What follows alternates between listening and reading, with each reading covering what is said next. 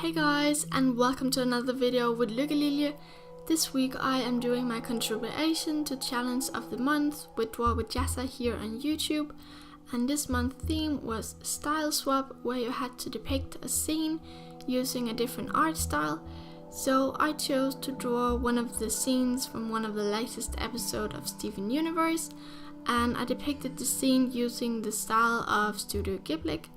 And I just really love both of the art styles, but I've never really used the art styles of Studio Ghibli for anything. I have used the art style of Steven Universe before, just to do sketches and such.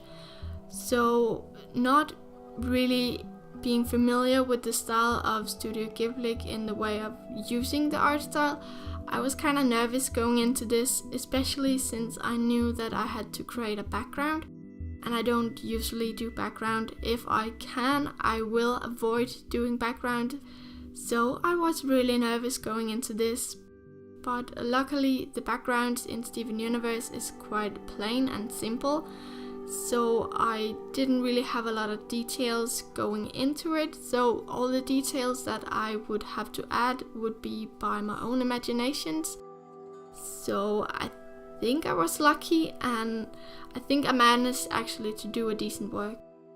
The first thing that I found was difficult for me with this piece was doing the line art, because I usually use a much more heavy and thick outline than they do in the style of Studio Ghibli. So I felt like I had to be really precise with my line work to make it look right and make it look good, if you can say that. And I actually tried going in later on and thicken the outline just to make it look more like my own style, but realizing that it didn't really look like the Studio Ghibli style by doing that, so I kept the line work as you see it here. I also had a bit of a hard time with the characters' hair, since I wasn't able to find any characters in the Studio Ghibli's films that had similar hairstyle. So I just kind of had to guess on how the hairstyle would look if Lars was in the Studio Ghibli's films. So it was kind of hard, and I had a bit of a hard time doing the sketch for the hair. The shading was the easiest part, since it looks very much like the way I usually do my shading. I noticed that they don't really use highlights in Studio Ghibli's films, so I didn't really use highlights in this piece. I only ended up adding a bit of a highlight in his hair, just because I felt it looked right. In Studio Ghibli's films, the background kind of looks like paintings.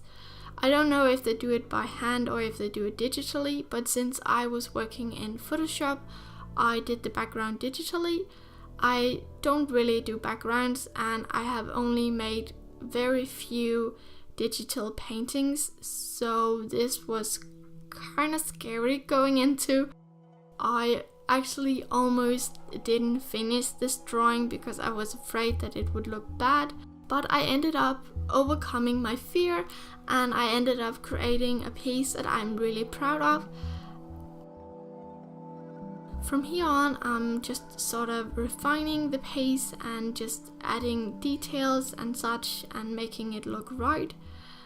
In the end, I just added some layer on top of the background and the characters, just to make it look like he was actually in a dark cave. This drawing was a really great experience to create, and I just love to participate in Jazza's challenge of the month, just because I always create something that I wouldn't have come up with on my own.